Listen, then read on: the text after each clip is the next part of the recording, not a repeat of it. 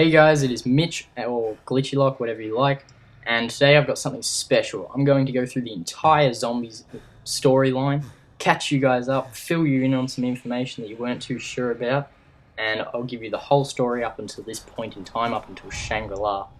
So, it's a very interesting story, so let's get started. So Zombies all started with Dr. Maxis, his scientist group known as Group 935. They were tasked with creating an army of super soldiers and new technology for the government. This project was christened the Rise, or the Giant, however it translates to. And in his experiments, Maxis used element 115 to create the zombies. Element 115 is obtained from meteor fragments, as you can see in maps like Shangri-La especially. There's meteors everywhere, and that's where they're actually getting all, the element from. So this element is used to create the zombies. The zombies cannot be controlled, however, and so they would always be killed when they went berserk. So while this was going on, at the same time, Richtofen was testing 115 on living test subjects to create his super soldiers at a Siberian facility. In his experiments, Richtofen used Takio, Nikolai, and an unknown Mexican man. When Richtofen accidentally killed the Mexican, he replaced him with Dempsey. Dempsey had recently been captured when he led a Marine recon team to an abandoned asylum to rescue Dr. Peter McCain. Peter McCain is an OSS spy sent to infiltrate Group 935. However, he had already been discovered along with another man named Harvey Yenna. Harvey Yenna is the man that created the Pack-a-Punch scavenger, sniper in Call the Dead. As it's from his name, it's called the Yenna Infradead, which is Harvey Yenna, H. Yenna. So that's what he's doing in the story. So the testing affected each of the subjects' minds differently. So Dempsey became extremely aggressive, Takio was quieted down and he only really talks in Japanese proverbs now, and Nikolai is now functionless without his vodka. It also had the side effect of erasing their memories. So Richtofen also did testing on Samantha behind Maxis's back. Maxis is the father of Samantha. So he had no idea that she was being tested on as well. But yeah. The new weapons that they created using element 115 was the ray gun that Maxis made. He found plans for it in Shinonuma, there. Richtofen created the Wonder Waffle and monkey bombs.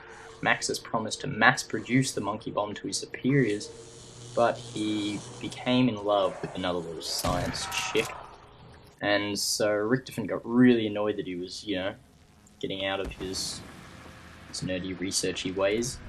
And so Richtofen planned to overthrow Maxis and take control of Group 935. So Maxis also created 115 powered teleporters, but they would always destroy anything that went through them.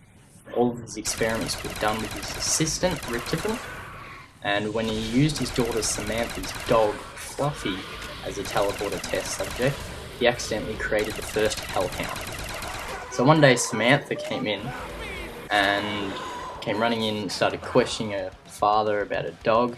Richtofen left the room. Richtofen then followed through with his previously planned betrayal of Maxis by locking Maxis and Samantha in the room with the hellhound, which apparently killed Maxis and Samantha. Richtofen then proceeded to cover up his betrayal and unleash the zombies.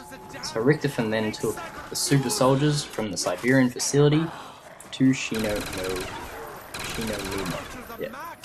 Apparently to pick up some element 115 from a meteor that had landed there, and to get the Wonder Waffle. So after this was done, the group went to the Rise, which had been abandoned ever since the zombie takeover, and the group used the Wonder Waffle's 115 element to overcharge the teleporter, making it capable of time travel. Richtofen was apparently unaware of this, he didn't know that you could actually time travel with the teleporters.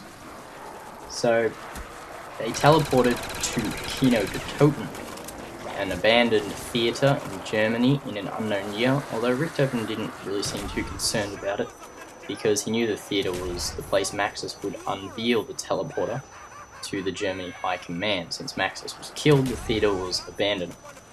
So sometime prior to Ascension, Yuri Kravetsky, I don't know how to say it, was transferred to work on sending monkeys into space, although he wasn't too happy about this. His transfer was caused by his superior, Gersh, a man named Gersh, who Yuri doesn't actually like. So, as the radio messages on the map progress, Yuri notices the teddy bear and the Matryoshka dolls and wonders how a child could be let into the station. The child then slowly drives Yuri insane. Yuri, in his state of insanity, finishes the Gersh device and has Gersh activated. This lets the zombies into the facility, and it seemingly kills Gersh. Yuri soon realizes a mistake and is heard screaming at the end of the last recording. So, after the events of Kino, the main character somehow reached the Soviet launch pad in Ascension, possibly by overcharging the teleporter again with the 115 meteor fragments found in the theatre. And so when the game starts, the colours in black and white, and characters do acknowledge that, and then they can hear Gersh, who tells them that the mechanism must be repaired. He was referring to the Casimir mechanism, which must be repaired by completing different tasks. After all the tasks have been completed, the mechanism is repaired, Gersh is freed, and the characters all get a 90-second death machine each. So, while the main events in Ascension are occurring, in Russia the events of 5 are also unfolding in the Pentagon. Sorry, I said that really wrong. Ascension is in Russia, Pentagon's not. So a piece of intel reveals that the Wonder Waffle's materials were moved to American-controlled installations. So the mainframe is visible behind one of the windows in 5, and it is apparent that it was moved there as per this order. So the Pentagon thief was a scientist who took Soviet brainwashing technology and travelled back in time with a teleporter. He then attempted to control the zombies with it. His plan backfired somehow, and it made the scientist zombified, and the Pentagon was open to attack. So while John F. Kennedy, Robert McNamara, Fidel Castro, and Richard Nixon are negotiating, zombies break into the Pentagon, with only 4 of them left to fight. So while fighting, they call the characters in Ascension using 3 red telephones spread across the map.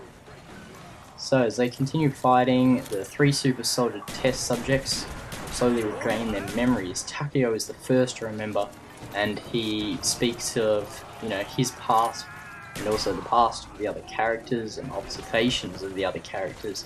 So, such as he talks about Nikolai drinks all the time, and he's functionless without vodka, possibly because his past is so horrible that he doesn't want to remember it. And when he's not drunk out of his mind, he actually can remember. And when he does remember, he's just, he just can't do anything. He's just so horrified. It's just terrible. So, all 3 of them also comment on how Richtofen's going to get what he deserves. So, obviously the tests that Richtofen did on them, they begin to remember, and they are very, very bad. So, sometime in the present, George A. Romero stumbled upon Group 935's research while making a World War II film. He and the cast took a ship out to the abandoned lab in Siberia. So after the ship's crew was zombified, only the cast of celebrities remained, and this set the stage for Call the Dead. So after the Casimir mechanism was completed in Ascension, it overloaded the teleporter and sent the characters to Group 935 facility in Siberia, where they were trapped behind the locked door there. So the celebrities then helped them escape to paradise. Escaping wasn't Richtofen's only goal. He was also there to get the Golden Rod, which the celebrities found without knowing any better. So really, the characters could have simply escaped as soon as they got enough element 115 to get out of there. So finally, when the celebrities help them escape, they land in Shangri-La, although its inhabitants have all been zombified before the group's arrival, most likely to the large quantities of element 115 there due to all the meteors. So Richtofen states the last step to controlling the world before he's teleported there, and the temple houses a mining facility filled with 115. So before the group arrives, 2 explorers, Brock and Gary, went on an expedition to prove their theories on Agartha. Brock later learns that the temple wasn't built by an ancient civilization, but by people in the modern era interpreting it. So that's just people teleporting back into time, building what they do. getting some 115, you know, as you do, casual day in the office. So, after investigating the temple, the pair accidentally travel in time, as signalled by the sudden eclipse. So Gary is killed by zombies and Brock is trapped and slowly dies. The group travels back in time to help the pair survive by saving them from the temple's various traps. The pair's changing fate is illustrated by the radio that changes message and location as they help them. So in the first message, Brock states that the radio is out of battery up before he finishes recording, but as the pair's fate changed, so does their last message. Also changing in the present are focusing crystals that materialize in various temple structures. And the final step is freeing the pair by using a pack-a-punch baby gun, shooting at one of the focusing crystals, reflecting off each of them until it gains enough strength to shrink down the gigantic meteor at the top, creating the focusing stone, which subsequently lands on an altar that has Richtofen's name on it. So that means that the temple was in fact another Group 935 facility that Richtofen didn't know about, and now he owns both the golden rod and the focusing stone, and he states at the end of that everything is going to plan. So, for the time being, that is how much of the zombie story that we know. So there's definitely hopefully more to come, and you know, I would really love to see another zombies map because, you know, I'm so into this storyline. It is really great. When I finally did start getting into COD, I was really impressed that there was actually a full story behind it. So when I first started, I just started playing, you know, wave after wave, killing hordes of zombies, but you know, and that was all fair enough, and you know, after a little while it got a little boring. But the fact is that, you know, there's some massive storyline for it. There's all this detail that's gone into it. Yeah, it really got me inspired again to keep playing it. So that's my idea for you guys. I mean, you guys hopefully can learn all this, so you guys know what's going on. And, because, yeah, that's pretty much what I just told you now. It's pretty much the whole detail in full. There's little bits that I have skipped through that I'm not going to bother to go into too much because, you know, this video is long enough as is, but yeah, this in the background, I did want to get a little bit of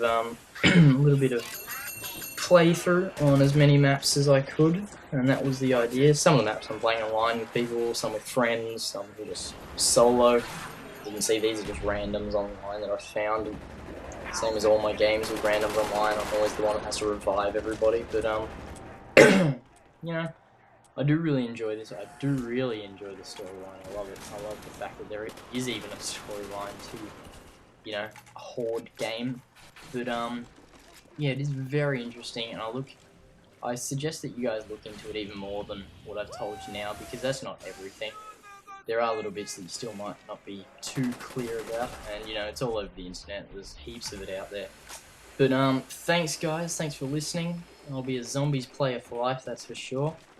And I'll see you guys in my next video. So this has been Mitch, thanks for watching, and I'll see you later.